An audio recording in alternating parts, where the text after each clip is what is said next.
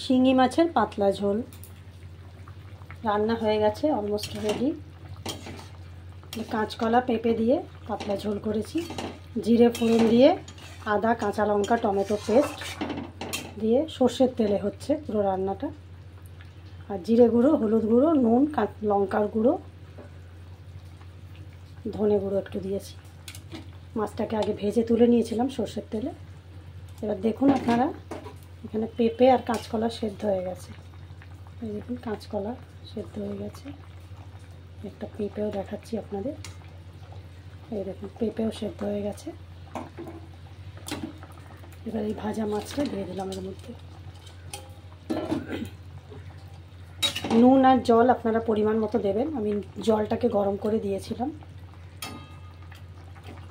নুনটা যে যেমন খাবেন সেরকম দেবেন। একটু ঝোল ঝোল থাকবে, পাতলা ঝোল তো ভাতের সাথে খাওয়া হবে, একটু ঝোল ঝোল থাকবে। ব্যাস, এটা একটু 2-3 মিনিট ফুটে উঠলেই নামিয়ে নেব। গরম গরম ভাতের সাথে পরিবেশন করা হবে। Thank you for watching.